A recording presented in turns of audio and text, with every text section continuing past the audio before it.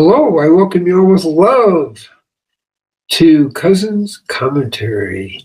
So, a lot's going on this week, and we'll be talking about it, but first we dance. And dancing integrates the heart and mind. To really deal with all that's going on in the world, we need to have that more full integration. Not just the mind, not just the heart, but the merging of that consciousness in a way that helps us get closer to understanding. Okay, but first we always start with a little bit of dance to get the flow going. And here we go. And the dance, again, merges the heart and the mind.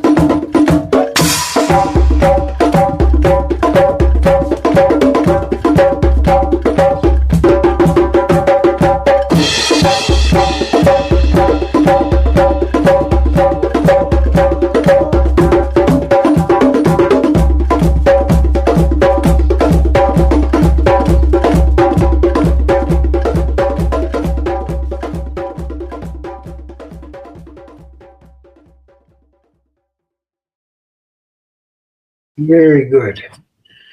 Great. 1 second more. Okay. I'm glad to share with everybody. There's a lot going on in the world today. So I want to share a concept called peace through war. And we've been talking about it. It comes out in the news in different places. And usually we think of peace through peace. You know, you talk, you work it out, you get peace.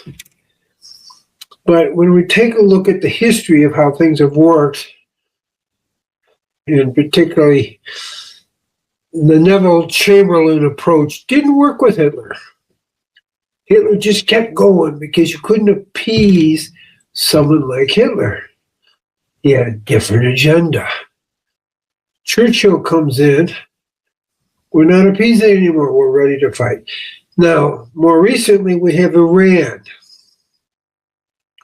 Iran, U.S. has been trying to appease for about 47 years. Hasn't worked, okay? The embassy in Iran got overrun, and people were hostage for, I don't know, almost 2 years. Were held hostage in the embassy, and it's a very tricky situation. I actually worked with some of the hostages there, and we were doing a variety of things, even when they were on the airplane leaving. You know, it wasn't a good thing. It was still an appeasement, and that's the point I'm making.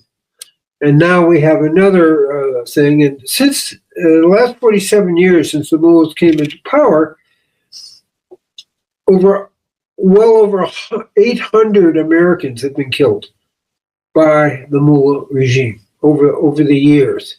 And Obama, you know,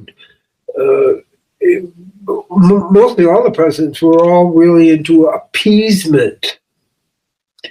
If we just give them enough money, if we do this, we do that, we'll appease, and then we'll build a nuclear weapon, and then we'll do this. None of it really worked in any serious way. now we have the present situation. And just look at the fingers of the whole thing. We're looking at Iran being a huge force in terms of conquering the world, really, which is what we're talking about. And we're talking about Hezbollah, and we're talking about Hamas, and who's behind that? Maybe China is playing a big role in this, in their investment of the situation. And an appeasement clearly is not working. It has not worked. How long do you keep trying it? So now the strategy is shifted, and we'll see what happens. We're seeing what's happening with Trump, the U.S. and Israel are the main players. But in fact, what we know, there's at least 7 countries that Iran has attacked already. Now, we're in a place where not a lot is happening. We're getting maybe the closest missile to me, where I am in Israel right now, is 15 minutes away. Maybe 10 minutes. So I don't feel we're in immediate danger. But clearly, U.S. bases in the Middle East, Tel Aviv, Jerusalem, Beersheba, all have been seriously hit. These are big missiles. They cause big problems. One missile in Tel Aviv took down 40 buildings, which that's a lot.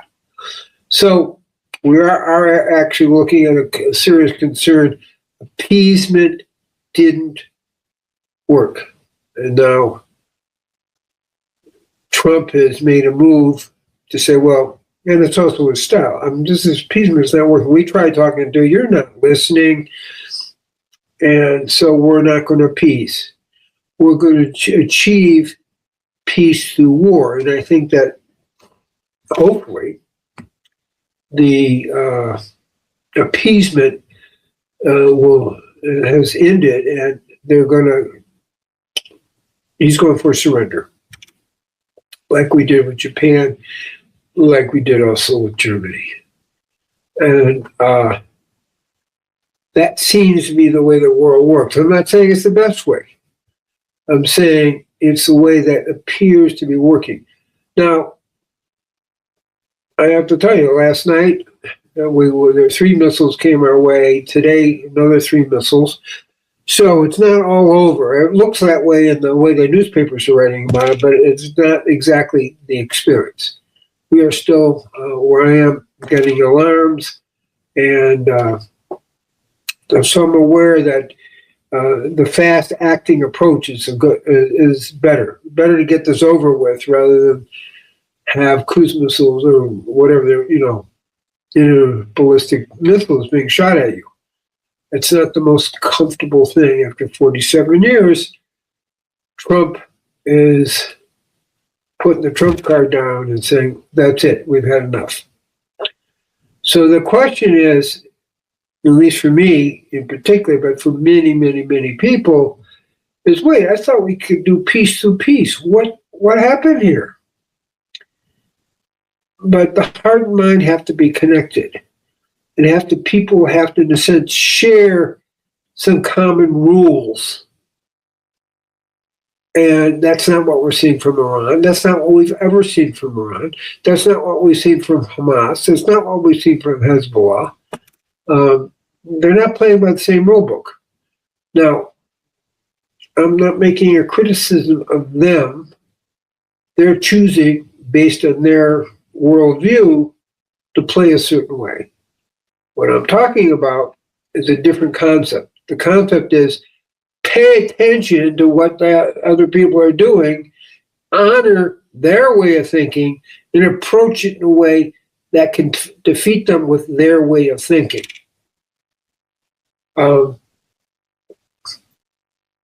When I played football in college. We had an undefeated team, Amherst College.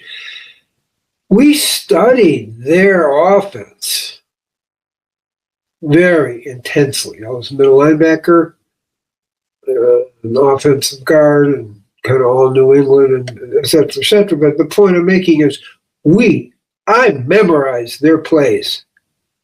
I memorized all the defensive moves to their offensive moves. I didn't just get out there and let's block this person or we'll tackle that person. No, we understood on 3rd down and 2 or 3rd down and 10, we had a different defense. So what I'm saying is it makes perfect sense to actually study the people, honor them. Because there's no way of honoring them. I mean, they're being killed. I understand that. But we're honoring their approach and approaching it by acknowledging how they're thinking about things. That's the really important little piece here. And then based on that, honoring that kind of their approach, then we can come up with the proper offense and in football, proper defense too, to defeat them.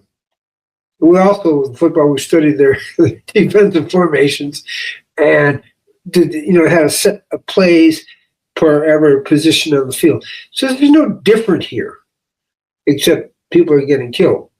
And that's a big difference. I mean, 850 people at least since in the last 47 years, Americans have been killed by the Iranians, and that's worth considering in the big picture. So what Trump is doing is he's quarterbacking a different set of understanding. We're not appeasing, we're defeating you. And when you're ready to surrender, because I want total surrender, then we'll work out whatever we have to work out. This is not about a land grab. It's not like a conquering Iran in a way that of an imperialism. It's just simply saying this is the way we're approaching the problem, because appeasement didn't work with these people the way they think about it, because it's a religious war. That's another thing that people don't understand. If we don't understand this is a religious war, how can we possibly get the right alignment to figure it out? So it's like, let's honor where these people are, and then let's plan an offense, to counter and a defense to counter that and defeat that. So that's a different way of thinking it, okay? It's peace to honoring where people are at and then developing the right plan to defeat them. And we are talking about survival. We're talking about a threat to the world. We're not just talking about a little bit of a problem in the Middle East and 7 countries being attacked. We're talking about a bigger picture. We're talking about China. We're talking about the Strait of Hormuz, where China gets a lot of its oil, like 15%, 12% of its oil. So they're very real things that we're talking about is going to rebalance the world in a different way. So I honor what Trump is doing, and I'm thankful for the decision, because I personally don't like getting missiles shot at me. And so that's the consideration. Can we really get the picture of peace through strength, which I believe will work, versus peace through appeasement, which clearly hasn't worked for 47 years.